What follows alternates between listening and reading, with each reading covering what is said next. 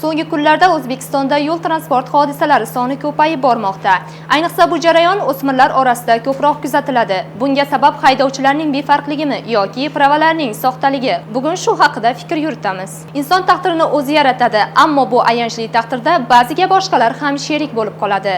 Hozir texnika rivojlangan vaqtda ko'chada avtomashinalar serqatnov, 10 yillik tajribasi borlar ham, 2 kunlik tajribasi borlar ham mashina boshqaradi. Ammo ularning xavfsizligi bilan hech kimning ishi yo'q. Barcha birdek o'qib emas, pulda ham prava sotib oladiganlar ko'p. Nima deb o'ylaysiz? Bugungi kunda inson qadri faqat pul bilan o'lchanadimi? Ko'p hollarda haydovchilar noto'g'ri xatti-harakatlarni takrorlab turadi. Yo'llardan o'tayotgan yo'lovchilarning ham hayoti xavf ostida. Ular harakatlanayotgan vaqtda svetoforga qaramasdan ham harakatlanib kelayotgan haydovchining yosh bolani nobud qilishiga bir fursat qolganida onasi uning qo'lidan ushlab qolgani haqidagi videolar tarqaldi. Hamda burilish yo'llarida ham oldindan harakatlanib ketayotgan mashinani kutmasdan tezlikni oshirib yo'l transport hodisasiga uchrayotgan haydovchilar talaygina.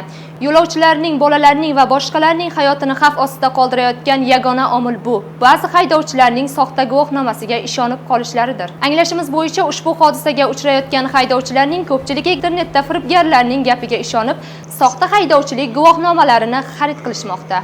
Kompyuterda tekshirilganda esa ularning haydovchilik guvohnomasi mavjud bo'lmaydi. Shuni ta'kidlab o'tish joizki, ustoz ko'rmagan shogird emas, ish boshqa, tajriba boshqa. Inson harakat qilib keyin bir ishni boshlasa, o'rinli bo'ladi. Hurmatli haydovchilar, avval o'qib, keyin o'qib mashina boshqarishsa, shunda hech kimga zarar yetmaydi. Bunday hollarda haydovchilikdan, yo'l harakatidan xabari bo'lmasdan turib mashina boshqarayotganlar tufayli ko'p insonlar hayoti xavf ostida qolmoqda.